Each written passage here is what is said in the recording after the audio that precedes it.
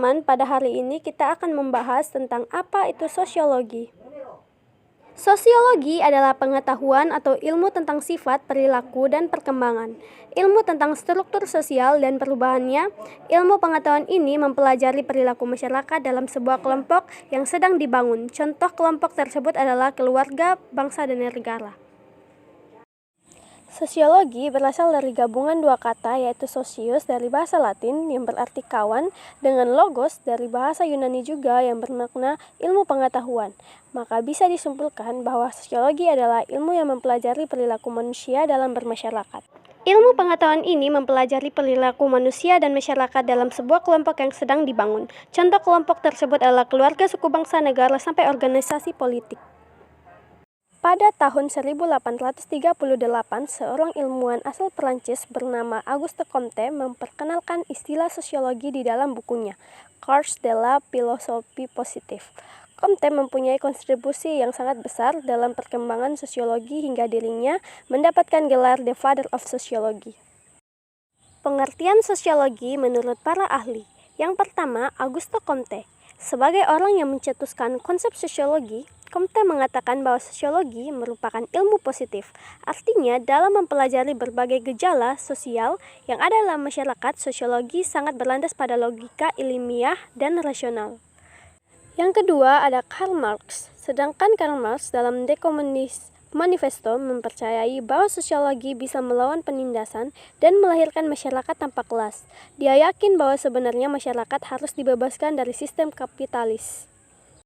Ahli yang ketiga adalah Max Weber. Menurut Max Weber, sosiologi bisa diartikan sebagai sebuah ilmu yang mempelajari pengaruh timbal balik dan hubungan antara berbagai gejala sosial seperti gejala moral, gejala agama, gejala keluarga, dan gejala ekonomi. Ahli yang keempat adalah Émile Durkheim. Pengertian sosiologi menurut Émile Durkheim ialah ilmu yang mengkaji institusi serta fakta yang ada dalam berbagai tatanan masyarakat. Durkheim percaya bahwa dari kumpulan fakta yang berhubungan dengan cara bertindak dan berpikir itu, ada kekuatan yang bisa mengendalikan seseorang. Nah, ini ahli yang terakhir dari Indonesia. Namanya Soejono Soekanto. Soekanto mengatakan bahwa sosiologi merupakan ilmu yang fokus pada segi-segi umum kemasyarakatan dan berusaha memperoleh pola-pola yang umum untuk kehidupan masyarakat. Apa sih ruang lingkup sosiologi? Ruang lingkup sosiologi sendiri sangat luas karena mencakup hampir seluruh bidang yang ada dalam kehidupan masyarakat, seperti ekonomi, pendidikan, politik, agama, atau kebudayaan. Dan pastinya semua bidang tersebut dilihat dari perspektif sosiologi. Sosiologi sebagai ilmu memiliki 3 ruang lingkup utama. Yang pertama, ilmu sosial. Sosiologi bukan bagian dari ilmu alam atau ilmu pasti yang menyangkut perbedaan isinya. Sebaliknya, sosiologi adalah ilmu yang kategoris atau hanya fokus kepada apa yang terjadi, bukan apa yang seharusnya terjadi atau sudah terjadi. Yang kedua adalah ilmu murni. Sosiologi juga merupakan ilmu pengetahuan yang murni karena tujuannya adalah untuk mendapatkan pengetahuan yang dalam tentang masyarakat, bukan untuk menggunakan pengetahuan tersebut kepada masyarakat. Yang ketiga, ilmu abstrak. Sebagai ilmu pengetahuan, sosiologi juga termasuk ilmu abstrak atau tidak konkret, artinya dia memperhatikan bentuk serta pola peristiwa yang ada di masyarakat. Kemudian, jenis-jenis sosiologi. Yang pertama, sosiologi umum. Sosiologi umum adalah bidang yang menyelidiki dan mempelajari perilaku manusia dalam mengadakan hubungan di masyarakat. Jenis sosiologi yang kedua adalah sosiologi khusus. Sementara sosiologi khususnya menyelidiki dan mempelajari berbagai sektor dalam kehidupan masyarakat. Jenis sosiologi yang ketiga adalah sosiologi sebagai ilmu terapan. Sosiologi sebagai ilmu terapan artinya memiliki tujuan mencari bagaimana cara menggunakan pengetahuan ilmiah untuk memecahkan masalah praktis yang ada di masyarakat.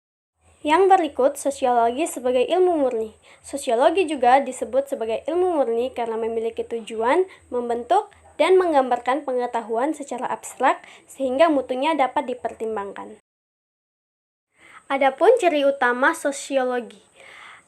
Yang pertama, teoritis. Ciri yang pertama ialah sosiologi selalu berusaha menyusun sebuah abstraksi yang berupa kesimpulan tentang hubungan sebab akibat dari berbagai gejala sosial yang diteliti dengan berdasarkan kepada hasil pengamatan empiris. Yang kedua adalah empiris. Sosiologi sebagai ilmu pengetahuan berdasarkan kepada realitas sosial yang benar-benar terjadi di lapangan atau masyarakat dan bukan merupakan sebuah spekulasi. Ciri yang ketiga adalah non-etis. Tugas sosiologi bukan untuk menentukan mana yang baik dan buruk dalam permasalahan. Ilmu yang satu ini fokus memberikan penjelasan yang logis tentang latar belakang fenomena tertentu. Berikutnya, kumulatif. Kumulatif artinya sebuah argumen tentang fenomena tertentu dalam sosiologi harus berlandaskan kumpulan beberapa teori yang sudah ada sebelumnya. Teori-teori sosiologi. Yang pertama, interaksionisme simbolik merupakan bagian dari teori mikrososiologi karena analisisnya berdasarkan kepada aspek individu. Yang kedua, konflik. Teori konflik berasumsi kepada perbedaan dalam kepentingan yang dimiliki oleh kelas-kelas sosial sehingga menghasilkan sebuah relasi sosial yang sifatnya konfliktual. Fungsi yang ketiga adalah fungsionalisme struktural. Teori yang terakhir lahir dari Emile Durkheim. Dia memiliki imajinasi bahwa masyarakat merupakan organisme yang terdiri dari berbagai macam komponen. Komponen-komponen ini saling memengaruhi satu sama lain.